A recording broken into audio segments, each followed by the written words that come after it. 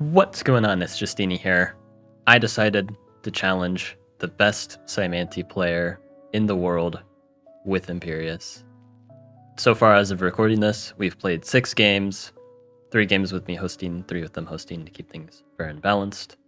As a bit of a spoiler, I only won 2 of those games. Now, because I like to cherry pick for content, I'm going to show you one of the games that I won. This game was actually absolutely insane. That's like the real reason I'm showing you. Most of the losses were pretty one-sided, but this one was really cool actually. So let's get right into things. So like, yeah, first off, what the heck, a Cymanti game that is not boring and lame? You're gonna see why. This game gets crazy. So first, going for fishing, because I have fish, just kind of a natural reaction to what I see. And you can see this is before the Explorer nerf, so you're going to see these Explorers all with 15 moves, which is very, very nice here. Explorers are so strong. But yeah, getting some nice development, find the ruin back there. Not really able to contest Cymanti all too much in the early game, which is a shame because that's when they're the most vulnerable. But I can at least get on the water, going to get sailing. Gonna get this Explorer. I'm gonna try and get like Eye of God and stuff. You know, with these strong Explorers, it's quite possible. Lots of vision. I see where the opponent is. They're gonna be on 4 cities for a while. They're getting the ruin though. I can at least fight for this ruin here. Pop ruin is insanely good. Yeah, I got a little bit lucky this game. Hunting for the turn 6 giant, just like that. Park of Fortune. And this border growth is amazing here. These border growths, if you can ever get away with these against Cymanti, you need to. Because otherwise, if the opponent gets those border growths on you, it's going to be a serious uphill battle. So already this turn 6 border growth is huge. I mean, the opponent hasn't even upgraded their cities. But yeah, Mantis Ruin, this actually isn't as scary as it looks. I can deal with it just fine. I go sailing now, step on the Starfish, ready to grab Nav to, you know, hopefully profit in stars. Get a Vet Sword Ruin here for some pressure. It's not going to help that much. We both kind of got like sword ruins and they actually both weren't very useful. I get some nice vision here. Grab another lighthouse. And I can basically just guarantee I'm getting these villages no problem. So good thing that I already got sailing. And the opponent developing. Quick mycelium gets a centipede turn 8. Not bad. Grabs a lighthouse, Park of Fortune. And there we go. The border growth there. Good thing I got mine first. Nice upgrade. And again, so far, seems pretty normal. Notice that I'm not really trying to attack the opponent because there's really no point right now. Cymanti excels on defense more than anything else, to the point where you get actively punished for attacking them. So we're just going to sit back, grab a city wall. This is my most vulnerable city, so I want to keep it as protected as possible. And you see classic hexapods, centipedes. Nice push there, destroying my scout. I was a little annoyed when that happened, because I wanted to grab the Starfish, but now I have to wait an extra turn. But I can get an Explorer. It should get me Eye of God, but it doesn't. It barely misses.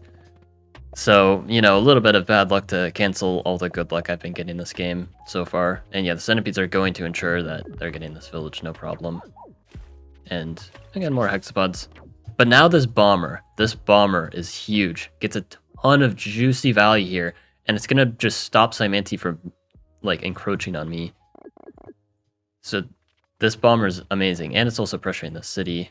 So now they're kind of forced to back up, and this is why this city is my most vulnerable point. It's because I kind of knew bombers can defend this, and the border growth is super nice.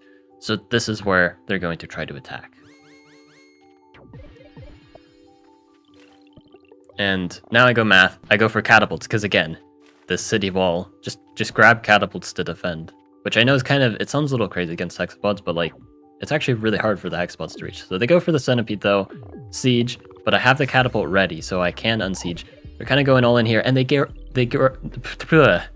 cannot talk. They grab moths, and these moths are kind of interesting. Luckily, they don't steal income, but they still do deny income.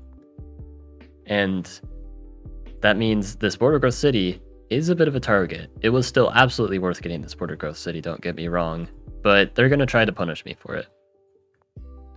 And instead of seeing your typical, like, really boring defensive Cymanti gameplay, that's why I like this game so much, is we're going to see some very, very feisty and aggressive Cymanti attacks. I'm able to take out the centipede that just captured this village.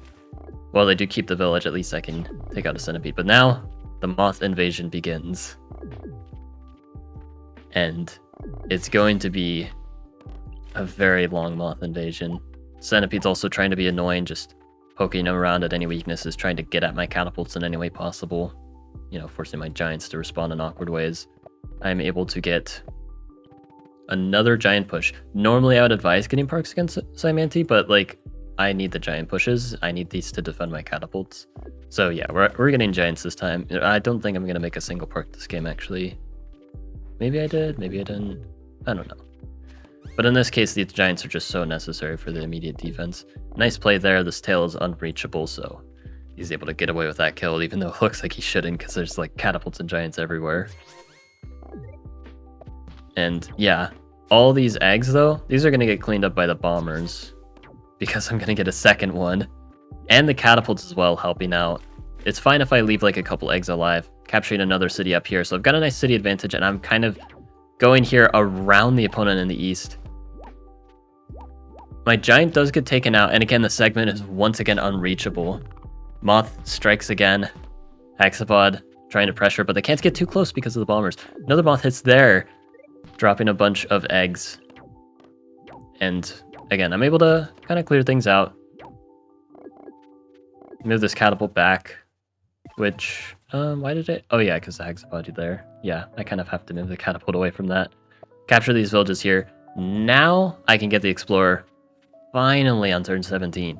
Grab I've got. I like got the whole sailing nav so I could get I've got early, but instead I get it super late anyway. And now I just use I've got up here. I'm not focused on getting any more giants. Like if I'm getting a level 5 city, I'm most likely getting a perk. So I'm just using it for the level 3s instead. Even chopping a bit, because again, like those super high level cities aren't too efficient for economy. You get them for the giants. Yeah, now more moth attacks though. Centipede, it manages to get away after committing some serious war crimes. Like the centipede's absolutely getting crazy value. But now I get a third bomber just to continue to clear out everything. And this bomber is really nice because it's a lot closer, so it can reach these tiles all the way here. Makes it a lot harder for Cymanti to reach up, especially since eggs will usually spawn here. So it really restricts how Cymanti can try to attack. But Cymanti's not going to give up. I get a catapult up here to restrict this city. Like this, kind of the name of the game, just restricting the opponent as much as possible because they're just going all in on this attack. Ideally, like what they should be doing, they should just be getting trade. But they want to get value out of these months. They want to try and see if there's an attack. I think at one point they do actually have like A-wave brute forcing, but it is a really tricky line. But enough spoiling. Again, I've got a nice city advantage, but again, this is by no means easy to hold. There's moths here in the east. Those are going to cause problems because they just upgrade my cities to level 3. Kind of rude. Mantis Siege. Hexabot goes in and takes out a catapult. More moths, just dealing as much damage as possible. Keton there. And a border growth. Preparing for a possible centipede. This could be dangerous. I am able to grab the siege there. It's a very easy unsiege, but it's a siege nonetheless. It's going to distract them and maybe set up for a future siege. I'm moving my catapults up.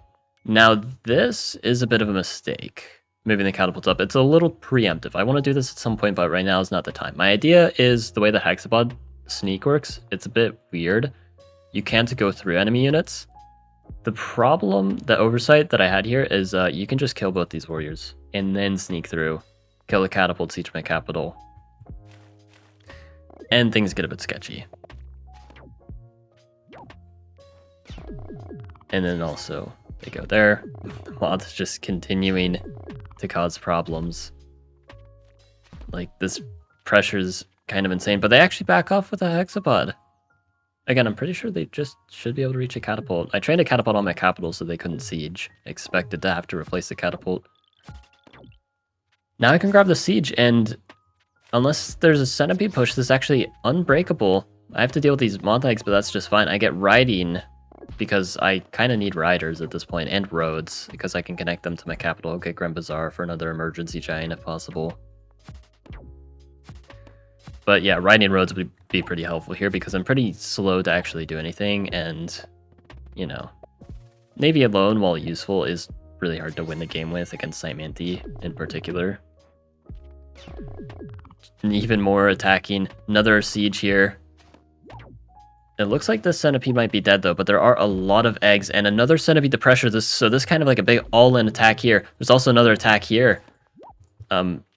This city I can't unsiege. He straight up gets it. But I'm able to get this city up here. Again, this is so chaotic. I can't even keep up with everything that's going on here. Get a pop ruin. I don't have enough for roads, by the way, because these moth invasions are crazy. And I'm barely holding on here, but the hexapod can in fact reach, no problem. Moths can continue to attack, centipede can siege. It's looking a bit scary, but I am able to deal with the moths here finally and clean up a bit, capturing the city, and it looks like things might finally be solid. Because, well, yes, they can kill one of my catapults. They hit with the moth burst, so actually the hexapod can't reach anymore.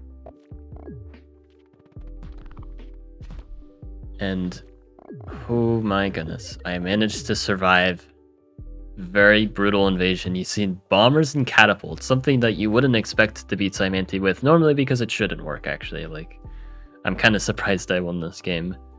But, yeah, oh my goodness. This is probably one of the most fun games I've had against Cymanti ever. Like, I was on the edge of my seat the whole time, and it was, like, so interesting having to come up with these more creative ideas against Cymanti than you normally see. But, yeah, again, I'll mention, because I have to mention this, I only won 2 out of 6 games, so this is a slight bias with what I'm showing here. But, yeah, this game was nuts. It was a actually fun game against Cymanti, because he didn't just do the same old, like, get Clathrus, get Dumux, win the game, which probably would have worked here. Instead, he actually, like, played the game and did stuff, and it was actually very fun. But, yeah, I thought this game was cool. Hope you guys enjoyed. Like and sub, and have a good one.